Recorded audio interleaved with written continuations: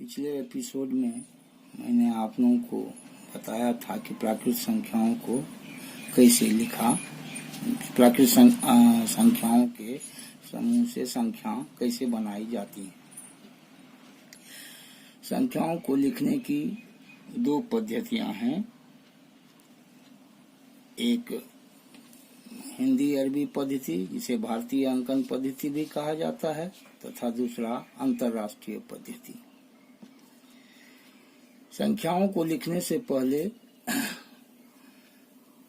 हम उसके स्थानीय मान का भी ध्यान रखते हैं, स्थानीय संख्याओं का ध्यान रखते हैं।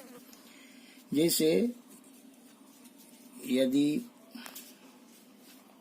13,55,432 दहाई सैकड़ा हजार 10,000 लाख 10 लाख 13,55,432 लिखना है तो इसके लिए 13 लाख अर्थात 13 में 2 अंक होते हैं, इसलिए 10 लाख का चिन्ह लेंगे। इकाई, दहाई, सैकड़ा, हजार, 10,000, लाख, 10 लाख। अब 10 लाख के स्थान पर 13 लिख देंगे। 55 में हजार, 55,000 में भी 2 अंक हैं, इसलिए उसे 10,000 के स्थान पर लिखेंगे। और 432 तो सैकड़ा के स्थान पर 4 और दहाई के स्थान पर 3 तथा 2 इकाई के स्थान पर 2 लिखते हैं। इसी प्रकार यदि 5,32,07,005 लिखना हो तो हम देखते हैं कि 5 करोड़, करोड़ में एक ही अंक होता है, इसलिए 1 करोड़ का चिन्ह लेंगे। इस प्रकार इकाई, दहाई, सैकड़ा, हजार, 10,000, लाख, 10 लाख, करोड़। करोड़ के स्थान पर 5 लिखेंगे। फिर 32 लाख लिखनी है तो 32 लाख में 2 अंक हैं, इसलिए इसे 10 लाख के स्थान पर लिखेंगे। तो 10 लाख के इकाई, दहाई, सैकड़ा, हजार, 10,000, लाख, 10 लाख, 10 लाख के स्थान पर 32 लिख देंगे। 7,000, 7 में एक ही अंक है, इसलिए उसे 1,000 के स्थान पर रखेंगे। इकाई, दहाई, सैकड़ा, हजार, हजार के स्थान पर और इस खाली स्थान पर 0 दे देंगे। और फिर 5 लिखनी है तो 5 इकाई अंक है, इसलिए इकाई लिख देंगे और बीच में 2 शून्य दे देंगे। इस प्रकार संख्याएं तैयार हो जाती हैं। अब हिंदी अरबी पद्धति में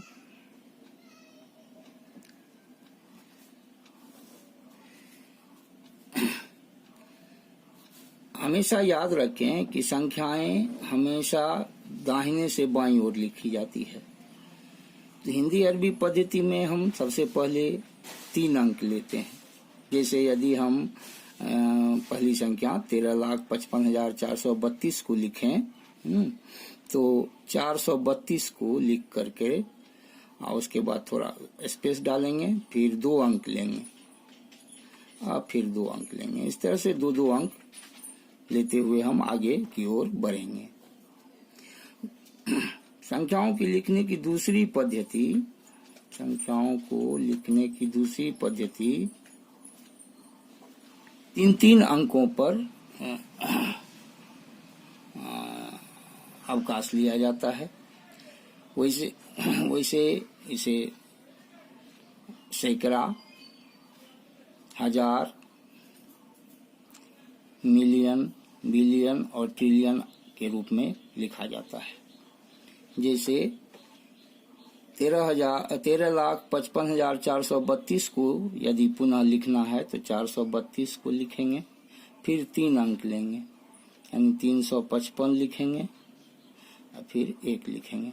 इसका अर्थ हुआ कि यह 1 मिलियन है, 1 मिलियन, 355,000 और ये 432 है, 100।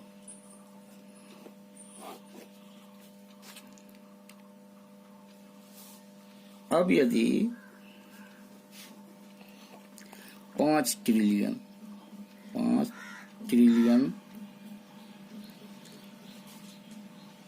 312 मिलियन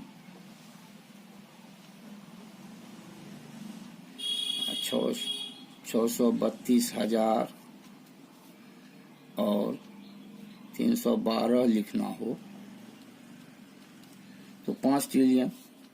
तो 3 हम सैकड़ा के लिए, 1000 के लिए 3, फिर मिलियन के लिए 3 और फिर ट्रिलियन के लिए 3 लेंगे। सबसे अंत में 5 ट्रिलियन, तो यहाँ 5 लिखेंगे। ट्रिलियन 3 अंक होते हैं इसलिए 2 शून्य देंगे। फिर 312 विलियन का अंक नहीं है इसलिए विलियन की जगह पर भी हम 0 तीनों अंक पर 0 देंगे। फिर 632,000 लिखेंगे और अंत में 312 लिखेंगे। इस प्रकार हम देखते हैं कि 5 ट्रिलियन में 14 अंक होते हैं, कुल 14 अंक होते हैं। अब आशा करता हूं कि आप लोग दोनों पद्धतियों में संख्याओं को लिखने के लिए सीख गए होंगे। अब इसके बाद यदि हम इसके स्थानीय मान की चर्चा करें तो हिंदी अरबी पद्धति में इकाई, दहाई, सैकड़ा, 1000, 10,000, लाख इस तरह होता है। यदि 13 लाख लिखना है तो 13 लाख का अर्थ होता है 13,55,432 लिखनी है तो 13 लाख का अर्थ 13 में 2 अंक हैं इसलिए 10 लाख और 3 लाख, तो 10 लाख 10 लाख जोड़ 3 लाख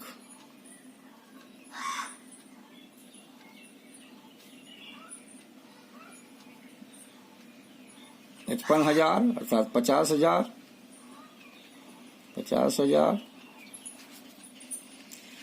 जोड़ 5,000 जोड़ 400 जोड़ दहाई 30 और 2 32 के रूप में इसे विस्तारित रूप में लिख सकते हैं। अतः 13,55,432 में अगर बाईं ओर से देखें तो 1 का स्थान 10 लाख है, यानी 1 पर हम 6 जीरो दे सकते हैं जो 10 लाख का द्योतक है।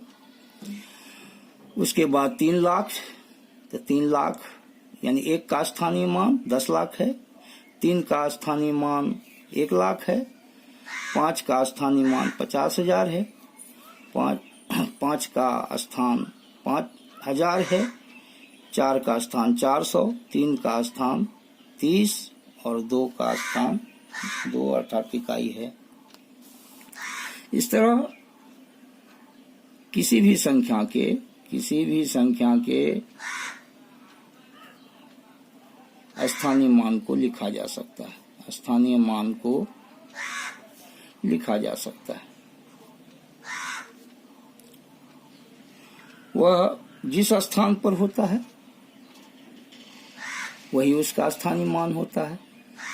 जैसे 13,55,432 में अगर 3 का स्थानीय मान पूछा जाए तो 3 लाख होगा, यानी 3 अर्थात 3 पर 5 शून्य होंगे। 3 का स्थानीय मान 3 पर 5 शून्य होंगे।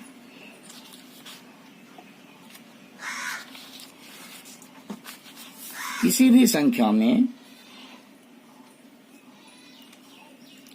कोई अंक जिस स्थान पर होता है वह उसका स्थानीय मान कहलाता है।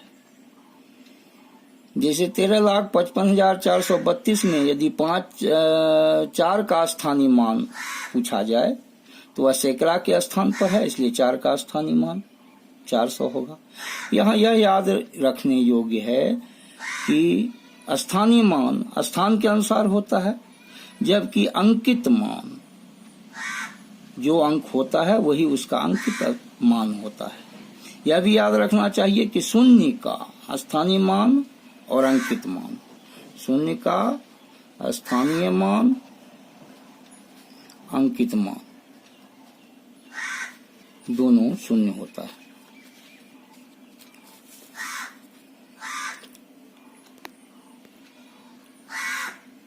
इस प्रकार हम लोग संख्याओं को लिखना दोनों पद्धतियों में सीख चुके हैं। अब इन संख्याओं को मूल संक्रियाओं के रूप में इसका उपयोग हम लोग सीखेंगे। प्राकृत संख्या में हम देखते हैं कि किसी भी संख्या को किसी भी संख्या में जोड़ने से एक नई संख्या प्राप्त होती है।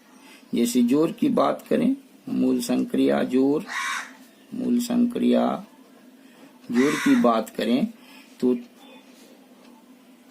यदि हम 3,55,432 और 5,336 को जोड़ें तो यह जोड़ 6 2 8 3 3 6 5 4 9 3 55 3,55,968 होता है।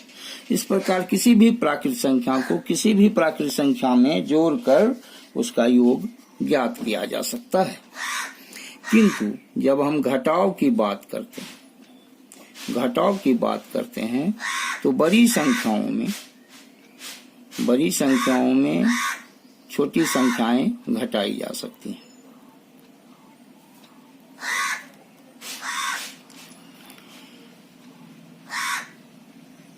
हमारे पूर्वजों ने भी इसी प्रकार प्राकृत संख्याओं को घटाया होगा। बड़ी संख्याओं में छोटी संख्याओं को घटाया तो उसे कुछ न कुछ निश्चित मान मिलता था। किंतु जब समान संख्याओं को घटाया गया, जैसे 55 में 55 को घटाया गया, तो उस समय उन्हें ज्ञात नहीं था कि क्या होगा। तब शून्य की खोज हुई और इस प्रकार से समान संख्या में समान प्राकृत संख्याओं को घटाने से क्या होता है, इसका उत्तर शून्य के रूप में खोजा गया। और तब उस समय उन लोगों ने यह सोचा कि हमारी जोड़ और घटाव की संक्रियाएं पूरी हो चुकी हैं, इसलिए नई संख्या शून्य के साथ एक नई संख्या श्रेणी पूर्ण संख्या की खोज हुई। पूर्ण संख्या वह संख्या है जो शून्य से शुरू होती है। इस प्रकार पूर्ण संख्या 0, 1, 2, 3, 4 इस रूप में लिख सकते हैं। इसकी संख्या भी अपरिमित होती है। इस प्रकार प्राकृत संख्या और पूर्ण संख्याओं की सहायता से हम देखते हैं कि जोड़ और घटाव की प्रक्रिया पूरी होने सी लगती है। आगे हम यह भी देखेंगे कि पूर्ण संख्या ज्ञात होने के पश्चात भी हमारी घटाव की संक्रियाएं पूरी नहीं हुई। अब यहाँ हम कुछ ट्रिक्स का उपयोग करेंगे कि प्राकृत संख्याओं को जोड़ने के लिए किस किस ट्रिक्स का प्रयोग किया जा सकता है। यदि यह कहा जाए कि 1 से लेकर 25 तक की संख्या जोड़ें तो एक समान नियम है कि अंतिम संख्या 25 और उससे एक ज्यादा 26 दोनों को गुना कर 2 से भाग देते हैं तो हमें 1 से 25 तक की संख्याओं का योग प्राप्त हो जाता है। इस प्रकार 1 से 25 तक का योग 13 × 5 = 65 के 5 × 6 13 × 26 = 32 अर्थात 325 होता है। इसी प्रकार एक अन्य ट्रिक यह है कि यदि 1 से 10 तक जोड़ना हो तो 10 का आधा 5 होता है। इसे हम 2 बार लिख लेंगे तो इसे 2 बार लिखने से 55 प्राप्त होता है। इस तरह 1 से 10 तक जोड़ने पर हमें 55 योग के रूप में प्राप्त होता है। यदि 1 से 100 तक जोड़ना हो तो 100 का आधा 50 होता है, जिसे 2 बार हम लिख लेंगे 50 50 अर्थात 5050। 1 से 100 तक की संख्या का योग 5050 होता है। यदि 1 से 1000 तक जोड़ना हो तो हम 1000 का आधा 500 अर्थात 2 बार 500 लिखेंगे, अर्थात इकाई, दहाई, सैकड़ा, हजार, 10,000, लाख, यानी 5,05,000 इसका योग होगा। लेकिन यह विधि केवल प्राकृत संख्या के 10, सैकड़ा, 10, 100, 1000, 10,000, 1 लाख, 10 लाख तक के योग पर ही लागू होता है। ठीक है, अब आगे हम दूसरे एपिसोड में इसकी चर्चा करेंगे।